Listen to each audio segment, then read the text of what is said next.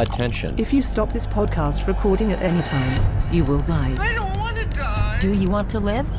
You have 24 hours to share this podcast with 5 people or you will die. I'm kidding. You won't die. You're just weak shit for not sharing. And the winner of the best motherfucking podcast goes to... Black with no cream. What do you think? It's so fucking dumb and so fucking Ben Haggerty. I knew you would say that. Alright. We're back with another Black with No Cream episode, new episode every single Sunday, except I'm lying because I haven't put out an episode in like fuck, when was the last episode? A month ago? We easily missed 4 Sundays in a row. Easily. Because we've been... That has to be 6. Yeah, this is my boy Dave, by the way. If you've listened to older episodes, you know who Dave is.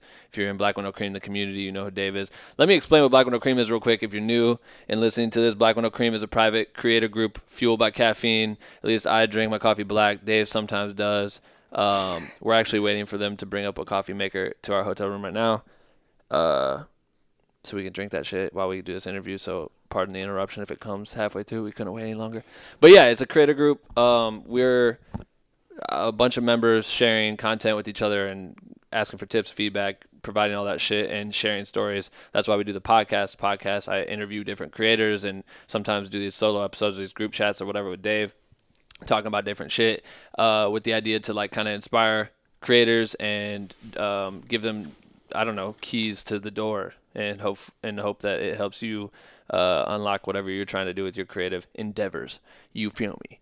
Is that a good explanation of Black with No Cream? Good explanation. Thanks, man. So Dave was my intern for Black with No Cream months ago. He was helping me edit the podcast, keeping the shit together.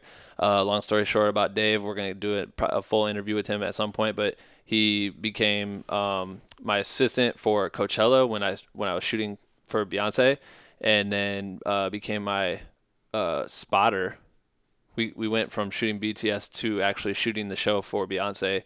I was running like a Steadicam setup, which was live broadcast to the screens, and Dave was making sure I didn't fall off the fucking stage when we were backing up really quick and shit with Beyonce and a bunch of dancers and crowd, thousands of people and nuttiness. And so now we're on tour with Beyonce and Jay-Z. We've been on tour we've been gone from home for a long time. 3 months. 3 or 4 months.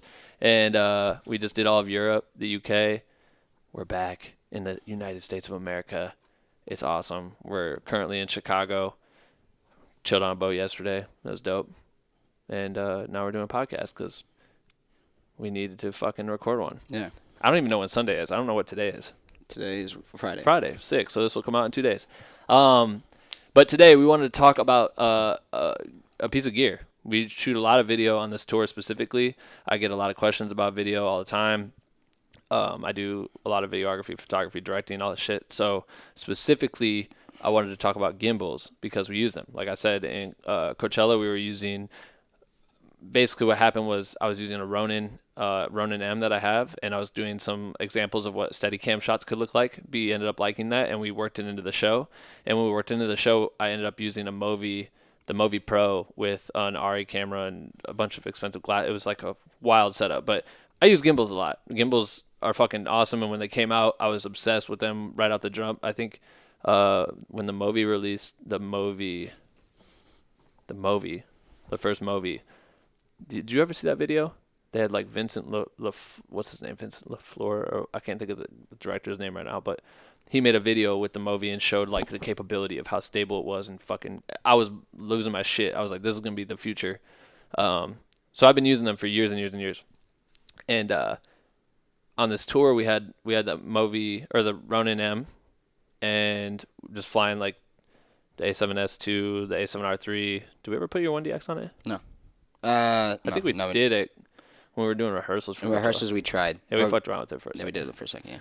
But we didn't spend much time with it. But anyway, been flying that and shooting a lot of cool shit with it. And then DJI dropped the illest thing on earth, I think, the Ronin-S. And if you're not familiar with the Ronin-S, if you're not even familiar with gimbals, this might not be your episode.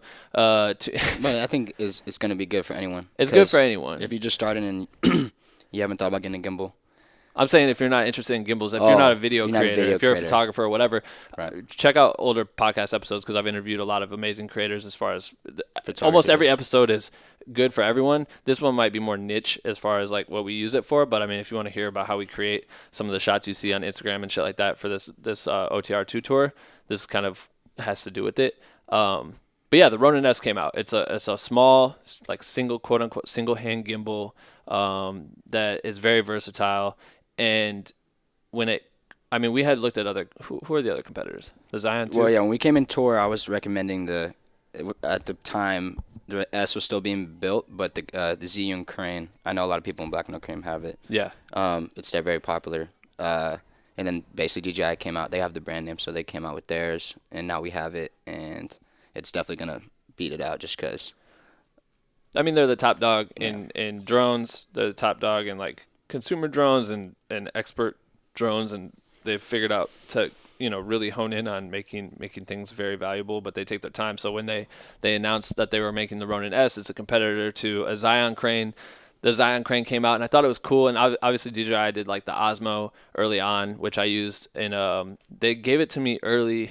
I think it was before it came out. They gave me the first Osmo, maybe a prototype for a Chris Brown music video, which was ill because I was able to work that into Picture Me Rollin'. That's the name of the music video. You can look it up. And we strapped it to Chris on like this fucking harness thing, and we were able to use it where through Wi-Fi I could control the gimbal. So I was like on my phone crawling behind Chris by his legs so I could stay close enough to be within signal, trying to maneuver the camera through him walking through his house party. And I was able to create this look like the Snorri cams, like that attached, it's supposed to be like the first person view thing, where when you move it kind of looks like you're drunk or whatever, but you're like moving back and forth and the camera's moving, it's locked on your face and it looks kind of wild. That's what he wanted, and I added the whole value of a gimbal, so now you have this like weird movement where it's like almost jello-y because it's still staying on you, but it's like a stabilized version, which is crazy. And then on top of it, the like icing on the cake was the fact that I could do a full 360 spin and come right back to that same shot, which looks just super fucking wild. So that was kind of like the pitch for that,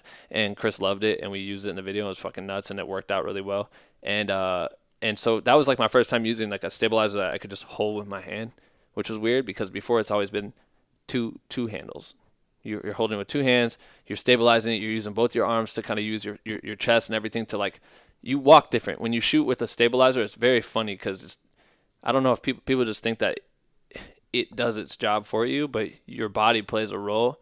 And so I've always been kind of trained to get my smooth shots by knowing how to walk and how to run and how to keep my arms the way they need to be so that I have no jello effect. Like you don't want anything to look kind of funky. And so I don't know, going from that to a single hand thing, I'd always noticed it. I think the problem is you see people's hands go up and down, you can see it in the shot, and it's very distinguishable. You can understand that that's like a single hand. Have you ever used Osmo? Yeah, like for the phone? Yeah, phone or Yeah, I've used they had Osmo their for own. the phone. They I had haven't like the used X. it, with the little ball camera. Yeah, I think it was like the X3 or whatever. I've only used it for the phone. But yeah, you can tell because that was your biggest point on it at the beginning. You thought that you didn't like single hand because you could see that like robotic type. Like You the can up- tell. you You know can what I'm tell saying? that it's very robotic the way the movement is Right. when you move it up and down. But then we found out. Well, we'll talk about Yeah, how yeah. it works. Yeah, but Well, that's why I was always like, I feel like I've seen that with the crane. I've seen people's shots where they move. You can tell in the shot it just looks too, and that's why I always like the glide cam. yeah. We'll talk about that too, but just the idea of like the movement being, and the Movi Pro at Coachella was very like, it moved incredible. It was just like, it looked like it was like a flying, you know what I mean? Like it really was flying instead of just like And same with the Ronin-M. I've had the Ronin, I had the Ronin-M, and I've had the Ronin-M, honestly. As soon as that came out, I got rid of my Ronin because I wasn't flying. The Ronin, the beauty of the Ronin was that it could hold like a massive payload. And so you could fly like, whatever you needed to fly, up to like 16 pounds or something crazy like that. But all I was flying at the time was a 5D Mark III. And it was heavy, and to do that for like a real estate video or like a music video or whatever the fuck I was using for at the time, it was just so heavy. And when they came out with the Ronin-M, it's this very lighter model. It's like you can pull off the handles and turn it into like, you can do some weird shit with it. That was so intriguing to me, and so I made the switch immediately. Got rid of my Ronin, went to the Ronin-M, something smaller for me. I didn't need the heavy payload, and I've had that since before I even moved to LA. So I've had it for over 3 years, which is crazy to think that something that's 3 years old, technology has changed and a lot of new things come out, but to use that and then have that be something that was intriguing to like to want me to shoot that for Coachella it's tight to be able to say like, oh cool, I can just. But I figured it out. Like that became part of me. I knew how to. I shot all of Schoolboy Q's tour with that shit. Shot everything. It was a part of your look at that point. Yeah, the run has been a part of your look for the beginning. Part of my look, yeah. And I know how to run it. And when I do, it's like the way I was talking about how you use your body when you shoot with something. I mastered it so that it always looks smooth. And if you watch someone that's shooting with a true Steadicam, that thing is attached to their body, and the way the arm is connected to the gimbal. Shut that volume off. The way the arm is connected to the gimbal, it's like it's set up to move so smoothly. It looks like it's on a fucking track. You know what I mean? Like, and that's the goal of those. Before you had a dolly, the camera's locked off on a dolly. You can push forward, you can move back, you can go up and down, but like that camera's always wherever you lock it off at, and it's staying there smooth. When you can bring in a Steadicam, that's the whole idea, is that it's supposed to do the same fucking thing, and they add these gimbals to try to create this new version of it that's cheaper, more affordable, et cetera, et cetera. And if you can master that look, that's what you're going for. You never want to have bobble. You know what I mean? You never want to be bobbling. I think it takes a certain talent. Same thing like drone flying, you know? Like you're obviously a legend drone flyer, but if you look at other people's drones, or even if I try to fly a drone, like the talent is making sure that your movements are always smooth and it's not as easy. Because even if you have a Ronin and you whip it quick, it looks terrible. Wrong. Like it's all about how you can absorb the movement and turn with like ease into it and like have that parabola type movement. That's all that talent. And something that was cool because I never used a Ronin until this tour, and then I got the luxury of using yours. Right. And just the first couple times, like you think when you don't have a gimbal and you think, oh, if I just had a Ronin, and you get one and you think everything's gonna be amazing, but it still takes like the first time to use it, it's like you're not getting the shots you want. But it's cool because once you master how you hold it, how you're gonna move with your hands and feet in tandem. And that's, I think, something we should talk about because I think the Ronin-S makes a lot of those movements a lot easier. So maybe we should start going pros and cons. Yeah. Well, and on top of it, too, it's like understanding the settings and really getting to go off default and try to explore like what certain things the deadband does and how you adjust all that speed and everything like that. It all plays a role. But, I think so obviously what I'm saying is I've mastered the fuck out of the Ronin. Ronin-M. The Ronin-M. I am the Ronin before I had the Ronin. And so... and the Movi, and I think those all kind of live in the same world. And then they come out with the Zion Crane, and there was a bunch of knockoffs, and everyone had that shit. And it was cool. I was like, wow, that does look very nice, but I hated the look because of the way the bobble was, and I think it also comes with the consumer who's using it, because you have like a $400 gimbal that everyone can buy, and they may not have been shooting for a long time, so it always just kind of has this like shitty look to it. And then Ronin announced the Ronin-S, and I was like, I still probably would, like, it's a cool idea, but I still, even though I'm a fan of DJI, I'm like, maybe, I don't think that the tech's there. And then they released their little, like, promo video for that shit, and it looked ridiculous. And it makes sense because they took such a long time after these companies have been building their thing to make the DSLR model, you know what I mean, to release it. So I think they spent time perfecting it. They have the tech, they have obviously the money and shit because they're such a big company. They have the R&D, everything they need. They can really kill it. So they came out with it, and I hit them up, and shout out to the team at DJI, but they had me come in actually before we left on this tour and showed me the early prototypes, and I was just excited as fuck. It just looked crazy. The fact that the number one, even on top of like the fact that the footage is the shit, so that's more important to me than anything, but the second most important thing is the fact that it had fucking legs. And when we were doing Coachella, the Movi had the ring, and we had the legs for that was a fucking dream, because when you're carrying a 30-pound setup and you're shooting some crazy shit, you need to set that thing down. And in order to set it down, I'd have to run over with my Ronin and put it on the Ronin stand, and it was like a whole thing.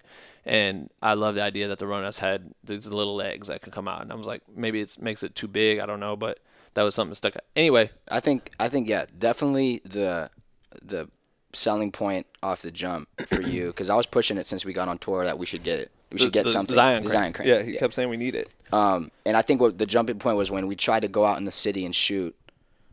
We knew we needed the Ronin to get the shots that we wanted, but carrying the Ronin the Ronin-M is so obnoxious. We were like strapping it to the side of my backpack, and then we'd have to like bring the stand too, and set it up. And we knew this Zion Crane you could fit like. We'll talk about that, but it has a stand built in, and it fits like it's literally like two pieces. The Zion Crane had a stand too? No. We're talking about I'm telling you, like the selling point for the Ronin-S, like Oh, when we right. knew we wanted this shit Yeah, for yeah. real, and you went out and got the Connect, is because how obnoxious it was to bring the Ronin-M around. I think that's like their selling point for sure, is the idea that it has a stand and it's 2 pieces. And I want to note too, right now, DJI is not fucking paying me. They're not Yeah. paying me to talk about this shit at all. I would like, that'd be tight. You guys send me money, but they're not. I fucking love this company since I 4 or 5 years ago I discovered drones, and my friend Tim was building his own drones, and I was like so blown away when the first time I was able to control a camera in the air. I was like, what the fuck is this? And then they came out with the first like DJI Phantom, and a friend had one, and he finally let me borrow it, and he's like, if you break it, you buy it. And at the time, me buying like a $1,200 drone or whatever the markup was, I was like, I can't afford this, blah, blah, blah. But I would go out to the cemetery across the street from my crib, and I would like try to take it off and fly it, and I would literally just let it hover for a second, and just seeing the image was so cool. But I landed real quick, and I just go back home and just keep like watching videos on YouTube because I was like so terrified to fly that shit. I've been using this shit forever, and DJI has just been the leader. I've seen a bunch of other drones come. I've had a bunch of companies send me their drones just to like use in music videos or whatever, and nothing's really compared to what they've mastered. And I've just been a fan of their brand. I love their brand, and I've always wanted to work more with them. Getting the Osmo was cool to work with them with Chris. I've had a couple other opportunities to like do some shit where I wanted to work them into it, and I use their product on everything. So, and I end up becoming like, I talk to so many people all the time that ask me about this shit, and I'm always pushing them to like the point where like it's like I look like an ambassador or some shit, but Right. I'm not fucking Taylor Cut Films or whoever these people are that are getting checks from them, or if they are. But I just love their brand, and that's why I stand by it. And I'm telling you this because I've tried other shit, and I'm not saying other shit's terrible. It's like me with the fucking iPhone. And if I'm on that train, I've been on the train since day one. I've had a MacBook since the shit fucking came out. It's just a promising brand that you can really ride with, and they can continue to fucking figure out their shit. And I think these dudes have mastered it. So anyway, we're not getting paid by their shit. They sent me the Ronin-S, and I've gotten to use it, and I've been meaning to make this podcast just to talk about it because I wanted to really get my hands on, and now we've had it for about a month, probably, right? We got it like halfway through Europe. First show, yeah, a month or more. Yeah, At least. maybe a little over a month. So we've had we've had it at least since the last podcast that you posted. Right. And it's been, this is why I think it's okay for me to talk about this now, because I've been, you see all the reviews come out right away of fucking Ronin-S review, full review, hands-on review, 3 days of usage, blah, blah, blah. And I don't think that does it justice, because there's a lot of shit you can learn with this thing, and there's a lot of things that you can do with it. And so the fact that we've been able to shoot the biggest artists in the world with this thing and figure out how to really put it to the test has been a great experience. I feel like now we can talk about it and explain why I think it competes with a lot of shit. I'm not saying that you should have this over a Ronin-M. We'll talk about it. Yeah, I think we'll get to why I think it's a very good competing piece. But direct me, Dave. Yeah, Where the fuck are we at? I think that we should let's just talk about our experience with it, all the pros, and then we'll talk about the cons, and then I think we should talk about, because I think a great conversation is why the Ronin-M still has its valuable place, Right. and it's very needed. Like, you know what I mean? You'll keep yours. And they have the Ronin-M X. And where the Ronin-S, like where it shines, you know what I mean? So I think, and I like to go back to this. We were going out into the cities. Where the fuck were we? Like, Paris and different places like that. And we're taking the Ronin-M out. And like Dave said, we were strapping it to a backpack. It's big. It's got the long arms that are hanging off the side of it. We would carry the stand around. Eventually, we stopped carrying the stand with us when we would go out into the cities or go anywhere to try to shoot. And Dave would just have to hold it, and I would balance the camera up, trying to, get it all lined up. And then we turn it on, go shoot some stuff. He'd take it or whatever. He'd go shoot, and I'd hold on to it when we needed breaks. And even like, say we're gonna go to like the beginning of the show, and I want to capture them walking out, and I've posted a bunch of videos of like J&B walking the stage, and it looks really cool.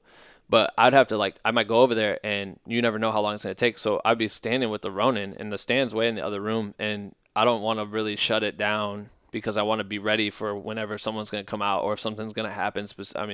Whatever. I want to be able to pop up and get the shot. So I'm literally just holding this fucking Ronin with the camera, and sometimes it could be like a half hour. Sometimes it could be longer. I might have gone to shoot something, go over here to shoot something. You end up holding this thing for a long time. That's a lot of weight on your arms, and it's like, it gets heavy.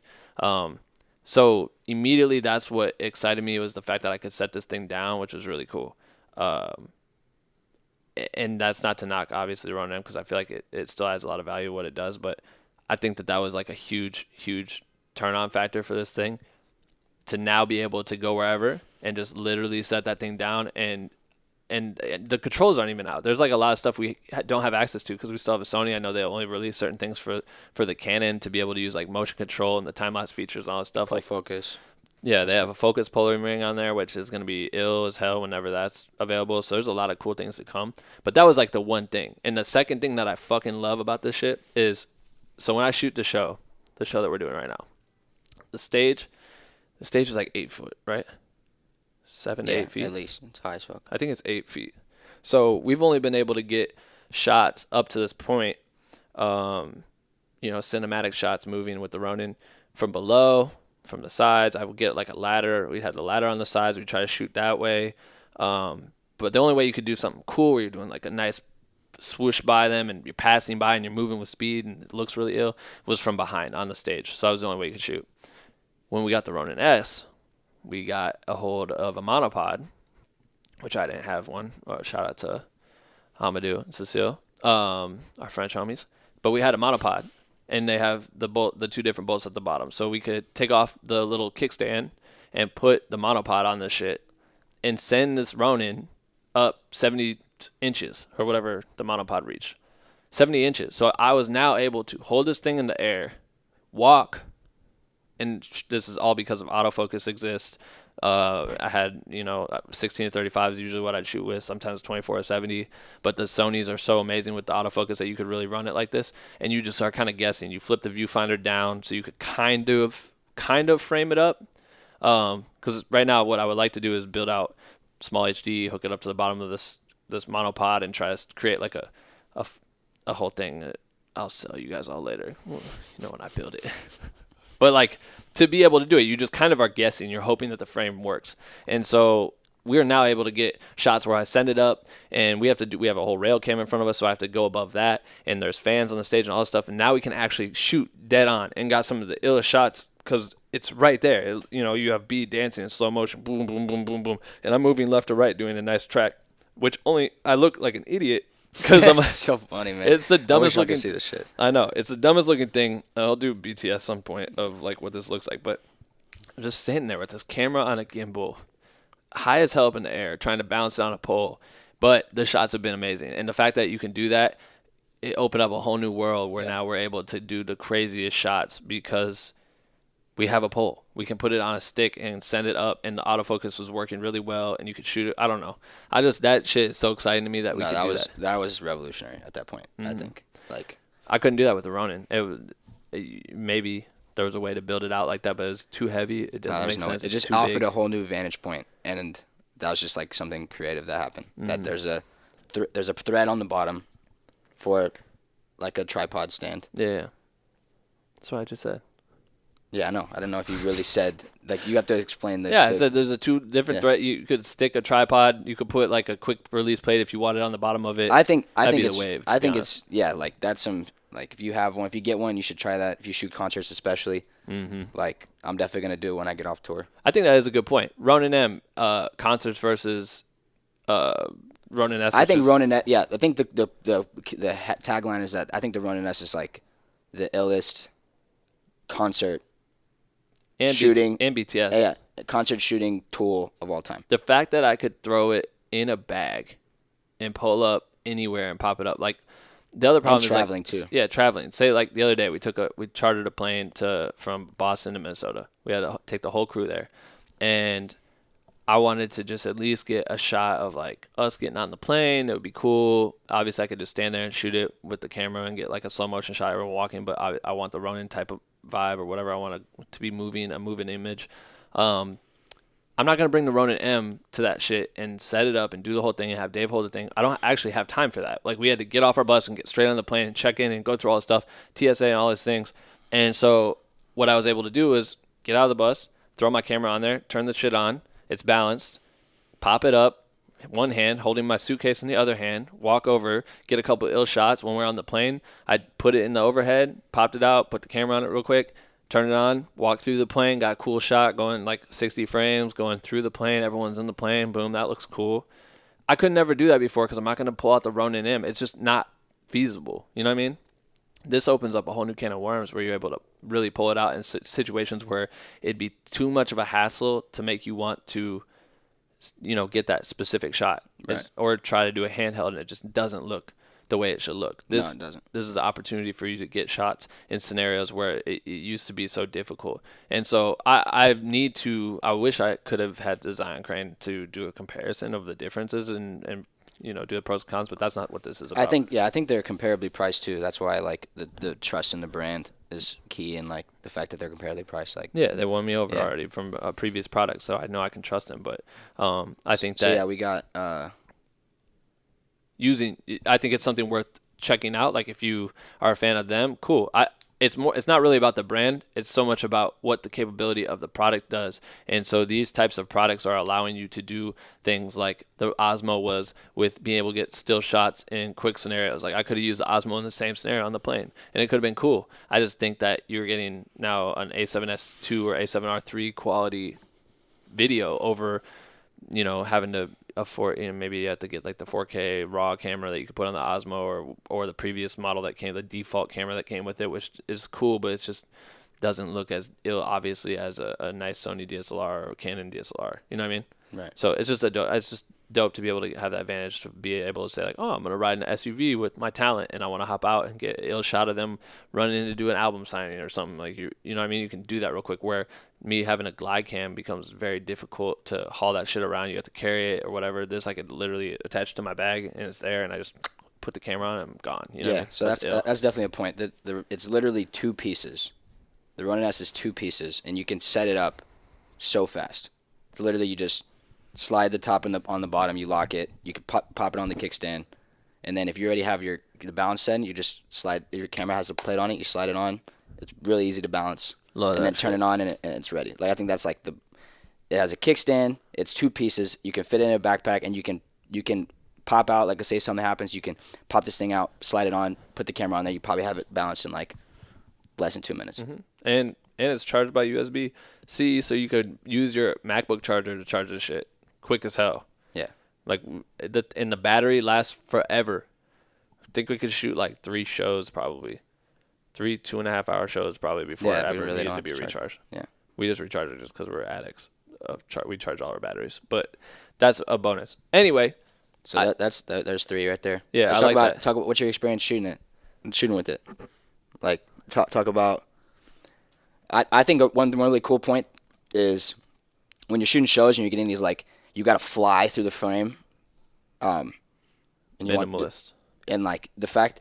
There's something cool about... With the Ronin, when you have 2 hands, you have to run with your, like, feet and your hands, like, in tandem. Mm-hmm.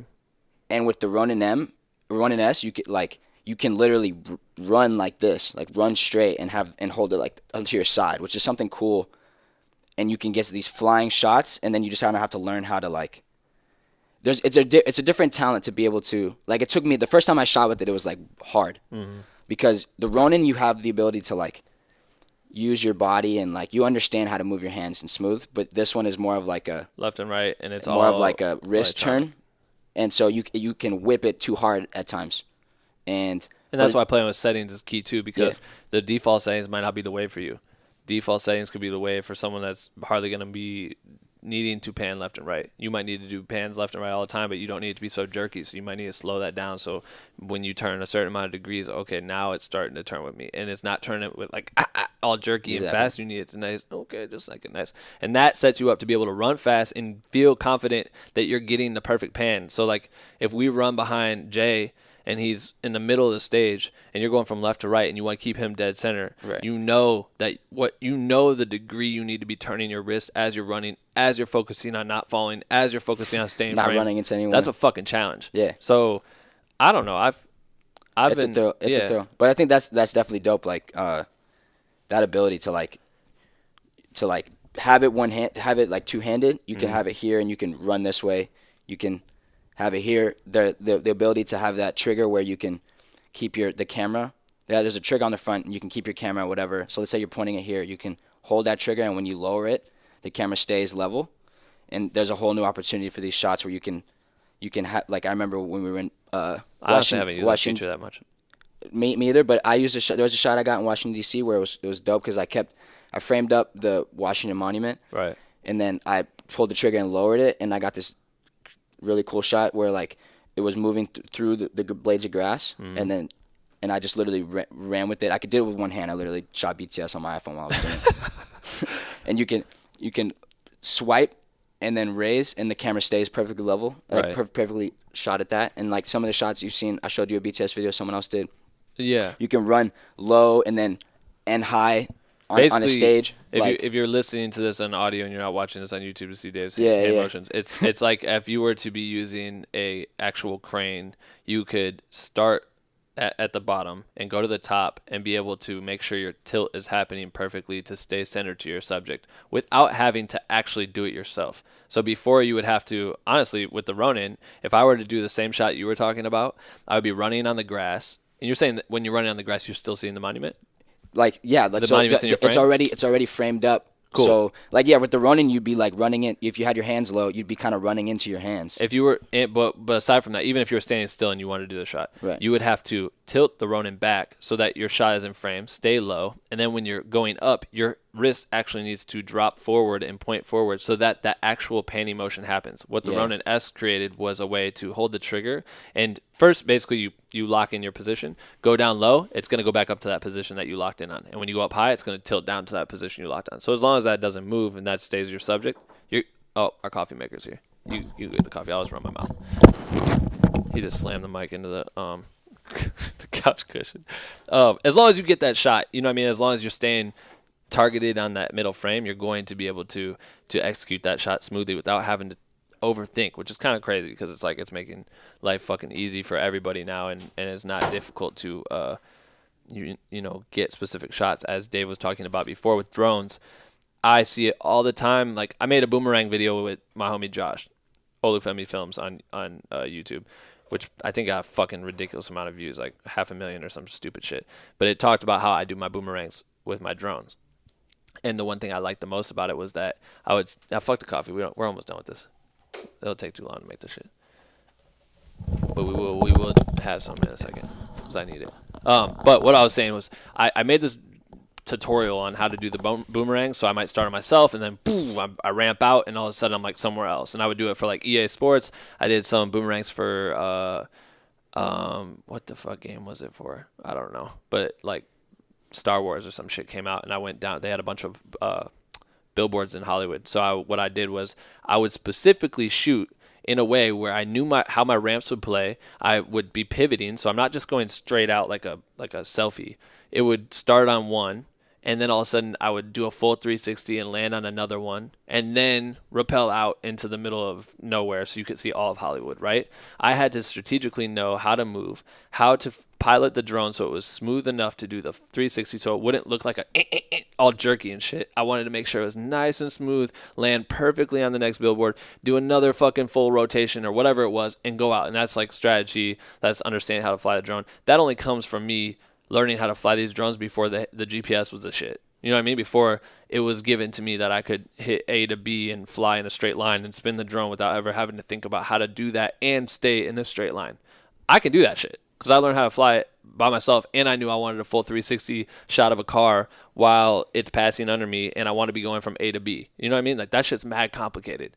And now they're making it so easy where now you have a trigger on the Ronin-S where I can just stay locked in and it does it for you instead of having to manually do all the shit. So I think the way the technology is traveling is making it very, very easy for customers to get, or new consumers or new creators to get these shots that people have mastered over the years in cinema at an affordable price, which is dope. Yeah. It's just also, I think it comes down to a conversation we had all the time where when Dave first started shooting with me, he just started shooting.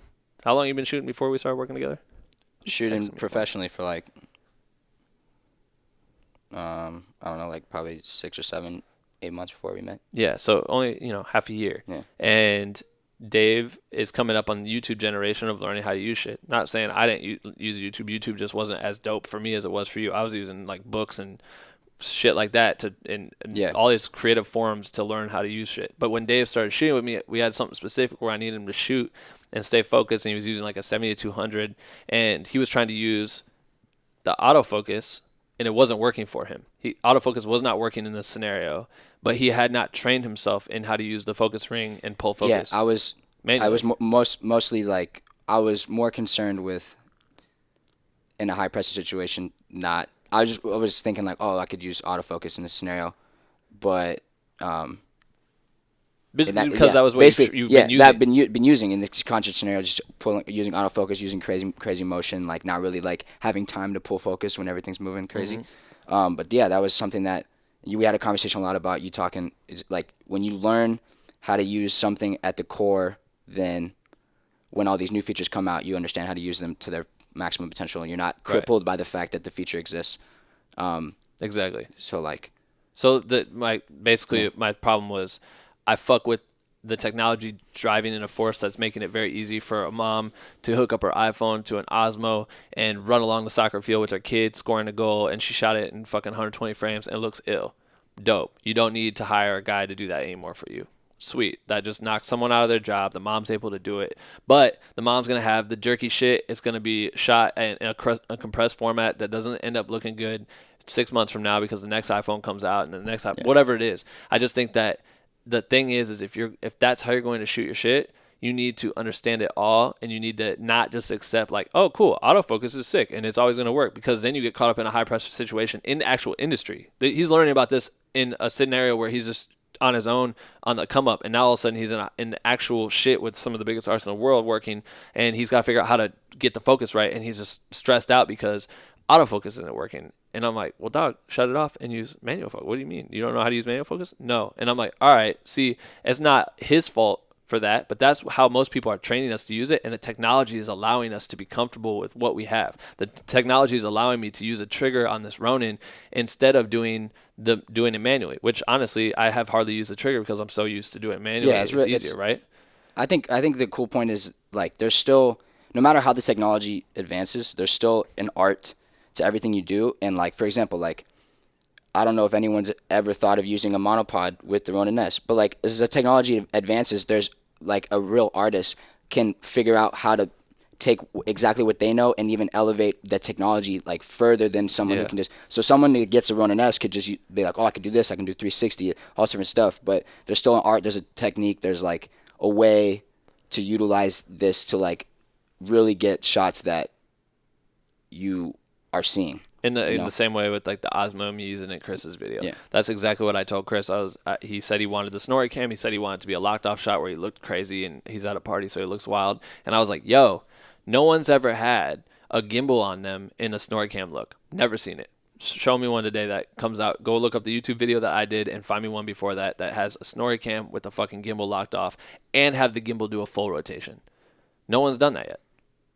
They didn't. I mean, now they probably have, and I think I've seen it, but no one's done it at that point. And that was a cool way for me to see a $600 retail, or whatever it was, $699 retail gimbal that was able to be used on a fucking superstar's music video when no one was thinking about it. And I just found a way to be like, yo, this is new tech, and this could be actually a dope little trick that we could do, and people kind of look at it like, I bet they won't notice it, but it'll definitely be like some shit like, damn, that was crazy. What the fuck was that shot? And if you watch it, that shit is tight to me. It's still tight to me to see it. And if you see the raw clip versus what it turned out to be, the raw clip's just like very slow. And then with speed ramps and all this shit, you can make the shit look wild. And it paired really well with red footage. Like the footage wasn't that bad that you could utilize it. So using new tech is definitely something to like play with in your art. But I still feel like the problem is going to be that there's going to be a lot of creators coming up that get too comfortable with these features and never learn how to do it before, and you're going to be put in scenarios where you fail. Not saying you failed. Dave did not fail in the other thing. Dave quickly learned how to use a fucking manual focus, and now understands the full advantage. Well, now I only shoot manual. Now he's shooting manual focus all the fucking time, and that's. But that's cool. That's you brought it up. Like that type of thing was something that was challenged me to you, like, you know what I mean, to step beyond my comfort zone in that scenario. And now only shot, you know, we have autofocus. You shoot autofocus because you're on the Ronin, but I shoot. Yeah, now I shoot 7200 most of the time, and I'm shooting manual focus on the dancers that are moving at different depths, fast as fuck, all the time.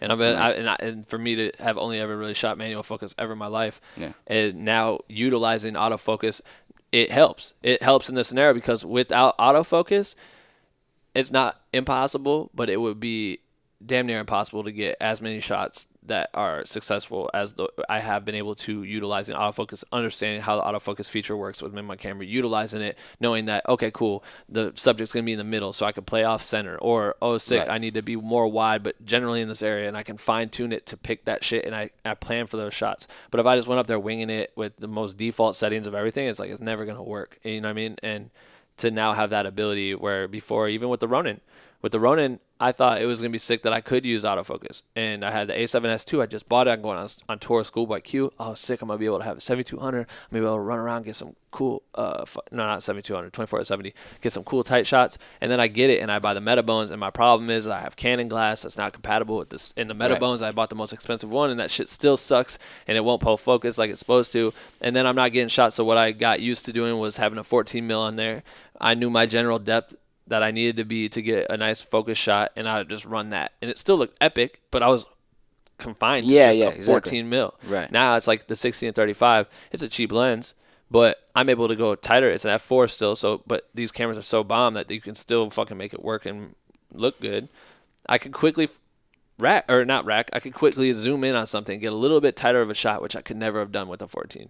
Just a 14. Or just, you know what I mean? It just didn't work. So there's a lot of bonuses to this shit, and I guess the reason we're on this tangent is just because I'm saying no matter what the tech is, learn everything and fully get a grip on how to use this shit, because you maybe come to shit at this and be put in a challenge where you have to use this completely other rig, or you have to do it manually, and you're fucked if you don't know how to do that shit. So just do that. I don't know. That's a sidebar point. Great point. So I think that's a really good point to the podcast. Yeah. I don't know. But like a side point. Yeah. But so we got the pros. Cons. Was there cons? Two pieces. I think a con we can talk about. I'll say something. I think that Speak your shit, Dave. The con is also a reason why the Ronin-S still, like, if you have one, I wouldn't, and you don't need to sell it. It'd be nice to have both. I think so, because you should probably keep yours, because I think that the Ronin-S still offers the ability to get you can get the shot that you want, because you can physically control all this, like, very intuitively. You can pan it, you can move it. Something about having two hands, something about the way, like, especially like with dance type stuff, where you can, and music video type stuff, where you can really move and understand how the camera's gonna move and use your entire body too. It's cool for handoff shit too. Like, if you've ever tried to do a complicated shot where, like, we've done one where we would try to go through a window, so someone would be on the other side of the window, and then when I passed through, they'd stand up, and we could hand it off very easily, and the shot continues, and it's a mind fuck for everyone else, because like, I remember DJI did a you can do different things like that, or the fact that it has the handle on top, you could throw a rope on the two handles or whatever and make it so that you could lower it down from something and do a handoff. There's a lot of possibilities for it, especially, and we only say Ronin-M because that's what we've been shooting with. But the Ronin-MX, they even set it up so that motherfucker could pop off the drone and go from an aerial shot to a handheld scenario and run through a building, and it becomes one whole shot, which is cool because you watch movies like Birdman and you watch movies like that where it's all one take, and I fucking am obsessed with one take. So it gives you the option for that shit, which you might not be able to do with the Ronin-S. Obviously, you can't tie a rope to the Ronin-S because there's no top part for it, so that becomes obsolete, and you need something like a Ronin or a Movi. Yeah, I think some of those complex, precise movements, it's easier on the Ronin-M to make those type of movements, and that's where the con, I guess, would be. I guess you could talk about too the fact that a Ronin-M could break into a 3-man operation where I have a remote. My Ronin could be controlled. You can control my tilt and pan. I could have another person controlling my focus, just like I would with the Steadicam, and I could be the gimbal operator. Same with you have a Phantom 4 Pro or whatever you have a Phantom 4 Pro versus having an Inspire. Why did I not buy an Inspire when that shit is obviously ill and you could throw a better camera on it, switch lenses, do all this shit? Because to me, I'm most of the time flying in a single man operation situation, and I've mastered my Phantom 4. The shots look decent enough. I know it's always going to be a wide shot, but I can utilize it in a way that I can make it make sense for me. The only reason I would get an Inspire or get any Alta 8 or whatever drone is if I were to have a team that I was comfortable with to shoot with, and I can now break it down so I can say, all right, cool, I can solely focus on flying this drone through this bridge. You can solely focus on getting the fucking shot. This person can focus on focus. You know what I mean? So now I can do that. It's the same thing with the Ronin-M, the Movi, whatever. You have that option where on the Ronin-S, I think you could technically, I mean, through the app, I know you play with it more. You could have someone do it, but it ain't the same. You don't have the luxury of having someone yet pulling focus, tilting and panning, doing all that shit with a remote where you could with the Ronin-M, and that allows you to do some bigger movie shit where you have a bigger team. You can break it. I think another, obviously, I don't know if we said this, but the fact that the Ronin-M can have an HD monitor attached to it, that's big. There's probably a way you could do it with the Ronin-S. But like, for there example, is a way. I've seen people doing it already. Okay. We just have to get the clamps and shit. We just don't have time to go to a fucking camera store. But you could clamp it to the side and do all that stuff, which would be very helpful to do it. Just because. But I mean, they also made it so that there's no obstruction if you're just holding it without a monopod. There's no obstruction, so you can see like what you're shooting. It's just having, it just depends if you like looking at your viewfinder. Or are you just having it bigger and having all the different things that like settings wise. Right? It would be cool on the side. Remember that there's like that little there's like a little chunk on the side that you can detach and put if it was right there, that would be ill. They just need a little mount right there would be sick, just so you could throw up a quick viewfinder. I guess that's like a con for sure. Other than that, I'm pretty fucking. I've shot with the Ronin-S. The one show that Ben runs the Ronin-S all the time. I do handheld stuff, but the one show that I shot the Ronin-S with the Ronin-S is probably my favorite shots of all the tour. Dave was freaky with it too. I still go back to those shots because just like the things that you can do with that, and the fact that it's so small, and on a show where you're not trying to be seen. You can fly with that thing. You can run with it. You can like hide, put it down, like be ready for a shot, pick it up, literally run normal, and have a perfectly stabilized shot. And then the shots, like we were expecting to be robotic, but some of the shots where I was literally running across stage look perfectly smooth. Like we were surprised. The stabilization. I remember how you thought it was going to be like robotic, but it looked like smooth, money, just like the Ronin-M. Like it opened up a whole new world, and where we were just kind of like in the way with the Ronin-M, I felt like. Right. And jump, like going even back to places that you can't go.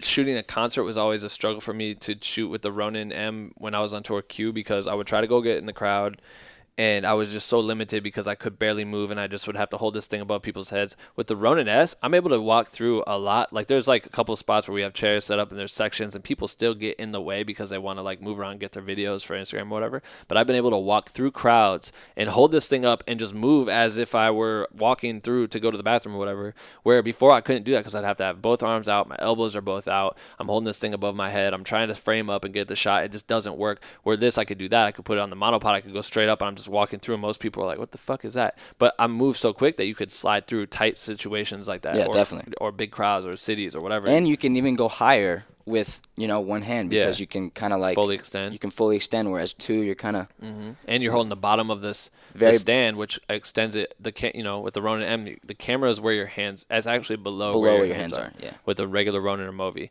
but with this, the camera is above. At the top of this pole, and at the bottom of the pole, you could grab and get a good grip and hold that thing up. You get an extra foot out of that, which is amazing. Definitely. Sick. I don't know. I think that's pretty fucking good. I think the point is if you shoot concert, if you do anything, but definitely if you are a travel videographer, you like to shoot travel videos, and you're on the run, you're trying to shoot cities, you shoot shows for sure. That's the way. What else? Like, this is definitely something I would buy this shit, honestly. I want to buy one. But I'm just have one access to. But yeah, it's clutch. I think we could wrap it up on that bitch. Yeah. But I think that's it. I'm just very thoroughly impressed. I didn't think it would make me this happy, but I'm telling you, the fact that I can throw it on my camera bag, I can actually put it in my camera bag if I got rid of some of the extra bullshit I have in there, but we could carry that around a whole city all day long. And it's A1. It's not flopping around. It's not huge. Whatever. I can attach it to the back of my bag. I can put it in my suitcase. I dropped off my Ronin-M when we had our days off in LA, and I just left that shit at home because I'm like, don't need it. It's too big. I don't need it for this. What we needed for this works really well. Concerts, BTS, whatever you want to call that, quick documentary shit that you want to add a little bit of cinematic value. These things are pretty fucking clutch, and the price point is pretty easy to be able to get that. So I don't know. Check it out. Maybe DJI's website. I think they're sold out for a long time, but if you can find it, get one. Maybe they'll give me like a link or some shit where I can get like $8 every time someone buys one because I really need $8. Dude, if they sold on Amazon, you could do Amazon affiliate. But oh yeah, right, true. Okay, that concludes this week's episode, and I'll make sure to not miss another Sunday. I think we can do it. We're just really fucking busy out here on the road. Is there anything you want to say? No, that was good. Make sure to follow Dave on Instagram. You should check out his shit because we just call ourselves the gift gods because we put gifts on Beyonce.com every single night after a show, and they fucking clutch. So follow Dave on IG, Dave Malave at Dave Malave. Mm-hmm. I'll put a link to that in the thing, and make sure to subscribe to this bitch and share it with your homies if you thought it was helpful. If you're a gimbal person, tell people about this because I think that we have some good insight and we really put this shit to the test. So if you want examples, just go to my fucking Instagram and Dave's Instagram, and you'll see the examples right there before your very eyes because they clutch. And yeah, definitely people keep asking advice. I just want to put this out there that people always ask me advice and questions like how to get involved in this shit and that they want to get to where I'm at in my career or whatever. And my biggest advice to anyone, if for some reason this is your first podcast, my biggest advice, and Dave gives us advice all the time, listen to, if you really want to make it, I'm not saying this is the key, but this is a great place to start. If you really want to make it, don't talk to me until you've listened to every episode we put out on Black with No Cream, the Black with No Cream podcast. Listen to every single episode, then talk to me, and I'll help you out with any other questions you may have. But I promise you, these episodes are fucking jam-packed with the most incredible insight that I've ever been able to get out of people. And I'm only going to keep getting more and more as I get more time and we get back to LA and build out our little Black with No Cream headquarters thing or whatever to record the podcast. But do you agree?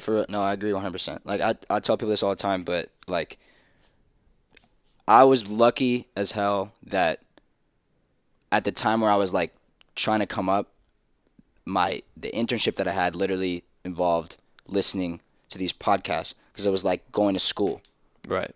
Like, and I'll attribute basically all the motivation, all the things that I wrote in those morning roasts I used to write in the Facebook group, all the mindset, everything that I was talking about came from listening to the podcast, listening to these stories, really listening to them, really understanding them, really taking the points, right, and then applying them. And I think that if you haven't listened to them, you should listen to one every day for the next however many days it takes to get through them. And I promise you, by the end, you will understand more about what you need to do, the way you need to think, how you need to go about what you need to do, so you can make it in the creative field. And that's any creative field. It's not just like how you can make it touring with Beyonce. It's yeah. How you can make it being a wedding videographer or photographer. How you can make it being a social media operator or whatever. It doesn't matter. How you can become a full-time, artist, utilizing social media, utilizing how to reach out to people, how to become an entrepreneur yourself. All this is just being an entrepreneur. Mm. Being a creative is just being your own business. Yeah, I think you should listen to it. Yeah. But that's it. If you want to talk to me and not listen to that shit, you can try, but I'm not going to talk to you. If you could really prove yourself that you care this much about your career, I'm only doing this. Like, I don't fucking need to do this shit. I don't need to record podcasts. It doesn't make me money. I'm not doing really anything. It doesn't really give me like Instagram followers or whatever the fuck, anything else people would care about. But when I get messages for people that tell me this shit's changed their life or changed their whole way that they move their operation and help them fucking get their feet on the ground and got this, that's what this is about. So if you care about your career and you want to get your shit going or whatever, or you've been in the game for a minute and you just want more tips, this is where it's at. Like, these people gave me their time to come and sit down and have conversations with me, and they work with the illest artists on earth, and they work with the biggest brands on earth, and they work with the biggest celebrities on earth. So the fact that they would give me an hour and a half, 2 hours, 45 minutes, whatever it is, to chop it up, and I could ask them questions on how they got to where they are, and that shit can be recycled over and over again, and you guys can take that and do whatever you want with it. There's too much knowledge on these podcasts to not tune in and help people. So this is the textbook. This is the quiz. This is the test for your fucking brain school that you're in. So do it and learn shit and give that back to whoever else asks you how you became dope at whatever it is. You know what I mean? Anyway, I'm done ranting. We're doing a show at the fucking Bears Stadium. Soldier Field. Soldier Field position. So by the time this comes out, you should be able to see some ill videos that we shoot there. 2 shows. 2 shows back to back. Should be tight. And that's it, I think. That's it. All right, guys. Talk to you later. How do you want to end this? I ask him this every time. I don't know. We're going to drink coffee. All right. Peace out. Break your wrist. Cool. I am hungover as hell.